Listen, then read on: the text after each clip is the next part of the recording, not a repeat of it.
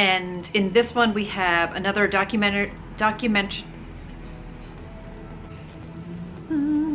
he sounds fun. So this one takes place, it says, beneath the rolling, oh no. So for anyone who's not familiar, NetGalley is an online, so The Secret of Us. Hi everybody, it's Audrey and welcome back to Chapter and Converse, and welcome to my truth talk about my NetGalley situation that I have going on, which is not fantastic. So what I am, and not fantastic in the sense that like, I'm not reading. Not that I don't have fantastic books to read, because that's the irony of it all. I have great books to read and I'm not reading them.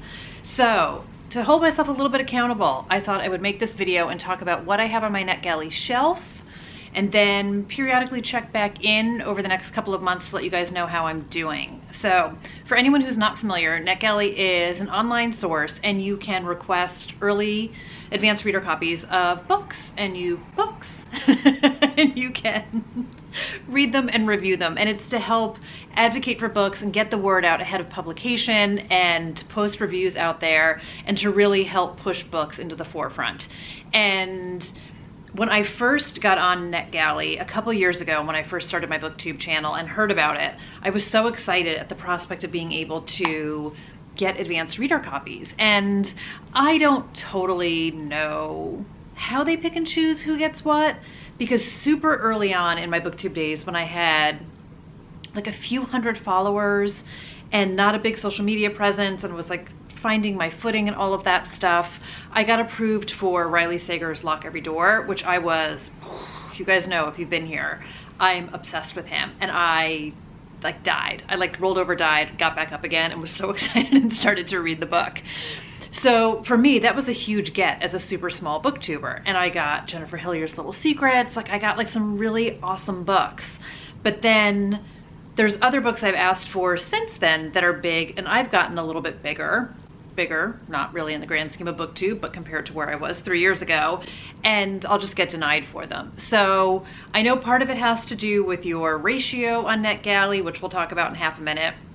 And I think some of it is like a little bit of just blind luck. But at the beginning, like a lot of people, I just started to add titles the way I would at the library, in a nothing ventured, nothing gained kind of a situation. And I wound up getting a lot of books, which was exciting, but then I wasn't reading them, which was tanking my NetGalley score. So I have made it my mission going forward to ask for books. I've always asked for books that I'm genuinely interested in, but genuinely interested in and planning to read within the next few months, obviously preferably before they're released, because that's the whole point of NetGalley. So that was a long introduction. Let's talk about my list. So right now I have 9 books in my dashboard, which is not a lot in the grand scheme of things. I understand that. I also have 1000% dialed back my requests. I just stopped asking for books last year until I could clear through what I had and review some of them and, you know, try and get a little bit caught up. So I have 2 books still left from 2021, and then everything else is coming out in 2022. So from a percentage standpoint, NetGalley wants you to be at 80%. I'm at 39. So I've got some ways to go, but I'm optimistic that I can get there, because like I said, the books I've asked for, I'm super excited about. So I'm going to talk about them in publication order, and we're going to talk about 2 books I have that came out in 2021 that I haven't read yet, but I'm going to. So the first book I have is The Secrets of Us by Lucinda Berry. So this actually came out in June of 2021, and I have The Best of Friends by Lucinda Berry, which I haven't read yet, which a lot of you guys have told me is a great book. And I don't doubt you when you say that, and I obviously wanted to read it because I got it. And this was actually a gift on top of everything else. And I need to read it, but I was super excited about this book, and then I saw she had another one, so I asked for it. So The Secrets of Us is about 2 foster sisters, Nicole and Crystal. And it says they've always been there for each other. So scarred by a hard upbringing, they have created comfortable lives for themselves. So Crystal's a lawyer, Nicole is happily married to an architect, but now Nicole is starting to say that her husband isn't her husband, and she believes that he's an imposter. So she winds up getting committed to a psychiatric hospital after trying to kill her husband, and Crystal drops everything to defend her. So it's an exploration of sort of dark secrets, their dark past. There's something that happened in their past that has cemented their bond with each other. And then obviously they've grown up together. They are sisters. So Crystal is super worried about Nicole. And it says they must both fight for the lives they've built before they're consumed by the ones they left behind. So it sounds super intriguing. I've heard great things about it, and I'm definitely going to read it. The next book I have is The Stalker by Sarah Alderson. This came out in October of 2021, and I read Friends Like These a couple of years ago that she wrote, which was like a compulsive read. I feel like I read that in like 2.5 days, and that was definitely the dark and twisted female friendship of it all, and I loved it. So this one is about a married couple, newlyweds Liam and Laura. So they're spending their honeymoon on an isolated paradise, an island just off the coast of Scotland, and it's meant to be the perfect escape, so you know it's not going to be. So it says, they soon discover that all is not as it seems, and the island has a tragic past, and they can't shake the feeling that they're being watched.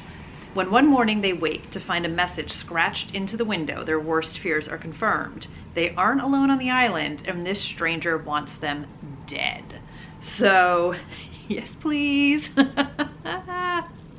So it's the perfect escape that became the perfect nightmare. I'm so excited. I don't know why. I feel like part of my problem with any kind of ebook is if it's not in front of my face, I just don't see it and I forget about it. So that's another thing I need to be better about. And I made a list.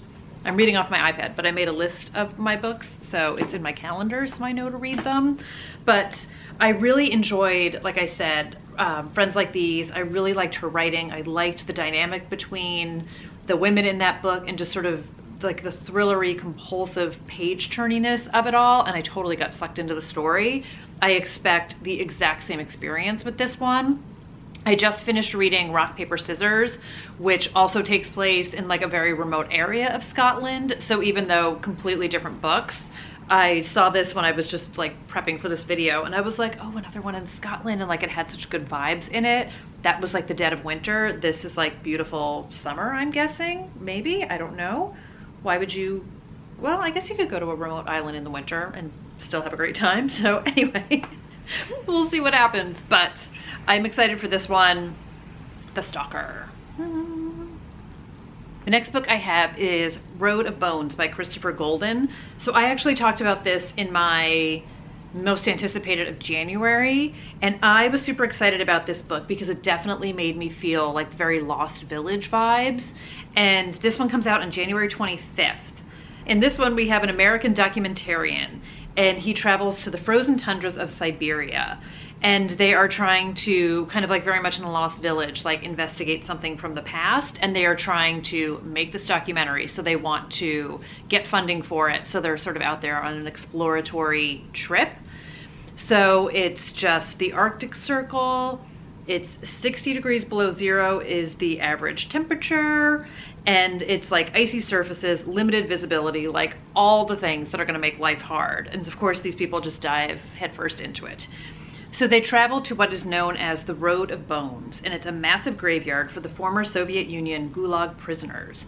And it says hundreds of thousands of people worked to death and left where their bodies fell, consumed by the frozen elements and plowed beneath the permafrost road. So they are fascinated by the history of it all and go to explore, and they start to talk to the locals. They find out local legends, a lot of ghost stories. And it says when they reach their destination, they find an abandoned town, save one catatonic 9-year-old girl and a pack of predatory wolves faster and smarter than any wild animals should be. So this is definitely trying to get out alive, completely isolated area. Why is there a 9-year-old girl there? What on earth is going on? So I've heard some really interesting things about this book. And again, it was giving me that Lost Village vibes, and that's why I asked for it, and I have it. Next up is probably one of my most exciting ones, and it's The Night Shift by Alex Finlay. You guys know I loved Every Last Fear so much, and I'm so excited about this book. So this one comes out on March 1st. And it's New Year's Eve 1999. Who else remembers all the Y2K insanity of it all? Oh my goodness, I'm so excited for the nostalgia feel of this book. So it says Y2K is expected to end in chaos. Planes falling from the sky, elevators plunging to earth, world markets collapsing, a digital apocalypse. So then none of that happens. But at a Blockbuster Video in New Jersey, 4 teenagers working late at the store are attacked. Only one inexplicably survives. Police quickly identify a suspect, the boyfriend of one of the victims, who flees and is never seen again. And then we have 15 years later, more teenage employees are attacked at an ice cream store in the same town, and again, only one makes it out alive. So it says, in the aftermath of the latest crime, we have 3 lives intersecting. So we've got the lone survivor from the Blockbuster massacre. We have the brother of the fugitive who was accused of that, but he's convinced that the police got it wrong and they have the wrong person in prison. And then we have an FBI agent, Sarah Keller, who must delve into the secrets of both nights, stirring up memories of teen love and lies to uncover the truth about murders on the night shift. So I'm so excited about this. Again, super excited for the 90s nostalgia of it all. I mean, did we all not basically hang out at Blockbuster or whatever your local town video store was? We had like a local video store in my tiny little town, and then the next town over, a Blockbuster opened, and it was like, ah, it was like the seas parted. And I'm just super excited about it. So I was totally gripped by his first book. I was totally in for it. I'm loving some dual timelines that are happening here. I'm so excited, you guys. I'm talking so fast. I'm so excited. The next book I have is The Lying Club by Annie Ward, and this comes out on March 22nd. And this is 3 women, 2 bodies, and 1 big lie. So this is definitely, I feel like this could be like rich people behaving badly and also a boarding school vibe. So I actually got this through Publishers Weekly. They had like a grab a galley thing that they do every once in a while. And it says like, if you love Big Little Lies and Little Fires Everywhere, you're gonna love this. I loved Big Little Lies. I haven't read Little Fires yet, but give me some time. So this brings together 3 women in an explosive thriller. So it says revenge, murder, shocking secrets. So we have an elite private school in Colorado, and we have Natalie, who's our office assistant, and she just wants to have the life of all like the rich bougie moms whose kids go to the school. And it says women like Brooke, a gorgeous heiress, ferociously loving mother, and serial cheater, and Asha, an overprotective mom who suspects her husband of having an affair. Their fates are bound by the handsome assistant athletic director, Nicholas, whom Natalie loves, Brooke wants, and Asha needs. But when 2 bodies are carried out of the school one morning, totally like Big Little Lies feels, it seems the tension between mothers and daughters, rival lovers, and the haves and have-nots has shattered the surface of this isolated, affluent town. And people will stop at nothing to get what they want. So I do love that vibe of, you know somebody's dead, but you're not sure who yet, and you sort of go back in time and start to piece things together. And again, you guys know I love me a boarding school book, any kind of, I don't feel like this would fall into dark academia, but anything that is academia, I'm totally a fan of. So it just sounds really fun, and I'm just excited. Like, it sounds like it's gonna be like an immersive kind of popcorny type thriller and like a bingey type of a book. So I will let you guys know what I think. The next book I have is The Younger Wife by Sally Hepworth, and this comes out on April 5th. So I read The Good Sister last year and I loved it so much. Fern is definitely one of the best characters I've read in a really long time. So I was very excited to see that she has another book coming out. And this one is Stephen Ashton is getting married again. The only problem is he's still married to his first wife, even though she's in a care facility for dementia. But he'll take care of that easily by divorcing her, even if his adult daughters protest. So their father wants to marry a woman named Heather, who is super young, like younger than one of his daughters, and I think the same age as the other one. And they are just completely convinced that she's a gold digger. She's just totally in it for the family's money. And since their mom can't speak for herself, they're determined to find out what this woman is up to, and I guess there's some family secrets, and they're trying to figure out like what is up with their dad. And it says, but will getting to the truth unleash the most dangerous impulses in all of them. So family drama going on here. Like I said, I really enjoyed The Good Sister. I liked the dark twistedness of that book. I'm intrigued by the family dynamic here. I do love me sort of that gold digger, again, feels like the rich people behaving badly kind of a vibe. So I'm really excited for this one. It sounds really good. And I have more Sally Hepworth somewhere, but I definitely enjoyed her, and I'm embarrassed to say that it took me this long to start reading her books, but I'm not going to stop. So there you go.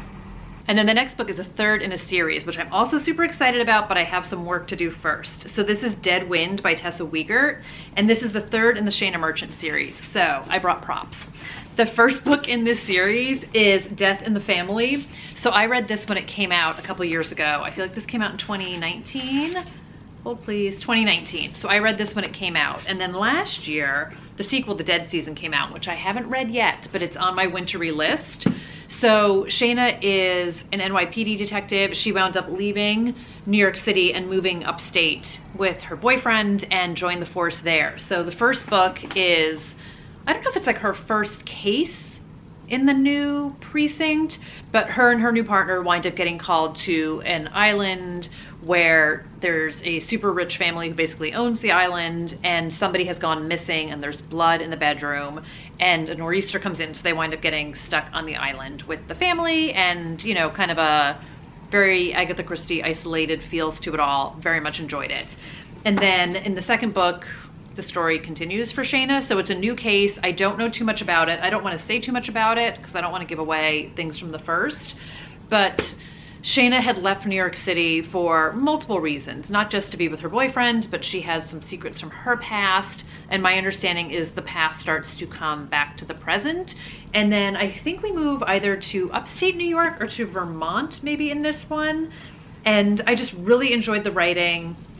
I really like that isolated feel of it all. I'm enjoying police investigation again. I'm really finding that I'm craving a lot of that lately. So I need to read The Dead Season, and I think I'm actually going to audio listen to this just to like get back in the zone, read this, and then I will dive into Dead Wind. And I'm also like loving series again too, so excited for this one. Next up is Can't Look Away by Carola Lovering, and this comes out on June 14th. So she wrote Tell Me Lies and Too Good to Be True, which I haven't read either of, but I've heard great things about, and I have them. So I will be reading them. But this one is, they're not connected in any way, they're all standalones. So in this one, we start in 2013 and we have Molly. She's 23 years old. She's a barista. She was dreaming of becoming a writer.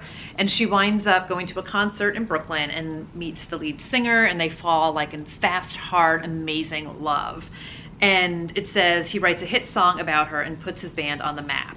And then we fast forward a decade and Molly is living in Connecticut with her daughter and her husband Hunter, who is not the lead singer of the band, and she's given up on being a writer. So it says her life looks picture perfect, but it's actually very lonely. She feels super out of place, and then she winds up meeting the new woman in town, Sabrina. Love me a new woman in town, you know, she's gonna come shaking stuff up. And it says Sabrina has her own reasons for moving to that town and for befriending Molly. And Sabrina's secrets are slowly unspooled. Her connection to Molly become clearer, as do secrets of Molly's own, which she's working very hard to keep buried. And then of course, a new version of the hit song that was written about her is hitting the radio, and it's forcing Molly to confront her past and ask the ultimate questions. What happens when your life turns out nothing like we thought it would when we were young and dreaming big? So I feel like this is gonna be like part mystery because we've got like the new woman in town who's coming to shake it up and kind of, I don't know if she's trying to like ruin her life or like help her confront things, or who knows. We're gonna find out what happened with Molly and Jake, who was the lead singer of the band. How did she wind up with this other dude, Hunter?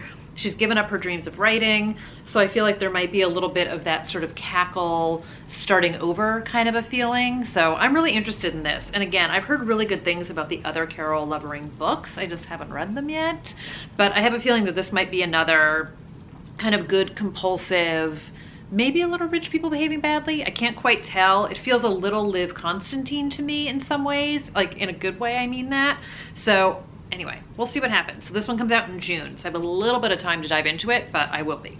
And then the last book I have is Real Bad Things by Kelly J. Ford, and this comes out on July 26th. And I saw PJ Vernon, who wrote Bathhouse, raving about this book on his Instagram, so I immediately hopped over and snagged it because I'm just super curious, and I loved Bathhouse, and I love PJ Vernon, so I'm trusting him completely. So this one says, beneath the roiling waters of the Arkansas River lie dead men and buried secrets. So yeah, it's a thriller, obviously. So it says, when Jane's violent stepfather Warren disappeared, most folks in Maud Bottoms, Arkansas assumed he got drunk and drowned. After all, the river had claimed its share over the years. When Jane confessed to his murder, she should have gone to jail. That's what she wanted. But without a body, the police didn't charge her with the crime, so Jane left for Boston and took her secrets with her. 25 years later, the river floods and a body surfaces. Talk of Warren's murder grips the town. Now in her 40s, Jane returns to Maud Bottoms to reckon with her past, to do jail time, to face her revenge-bent mother, and to make things right.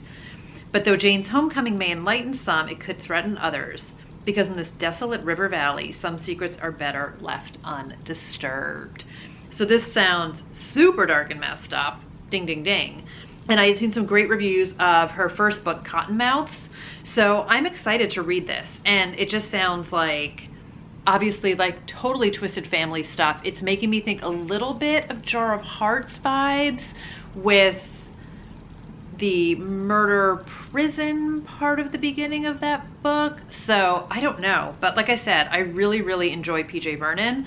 And this just sounds really interesting to me. I am always down to discover a new writer. So I snagged it, I'm gonna read it, and I will let you guys know what I think.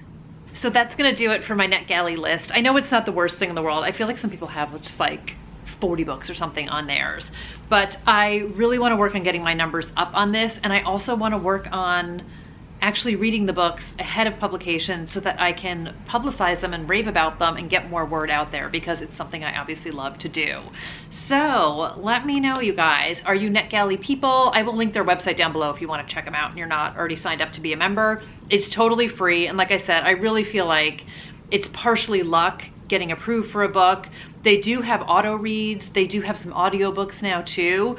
So it's a great place to also find out about what's up and coming, even if you just want to browse the site for that. But anyway, one of my many, many goals, not putting too much pressure on myself, but at the same time, I also want to make sure that I'm prioritizing reading these. So let me know if you have anything on your NetGalley list that you're super excited about, Alex Finley, and let me know if there's any books on this list that you guys are excited about hearing about when I read them. That was a lot of words. All right, I'm gonna go. Thanks for watching today, you guys, and I will see you soon in another video. Bye, everybody.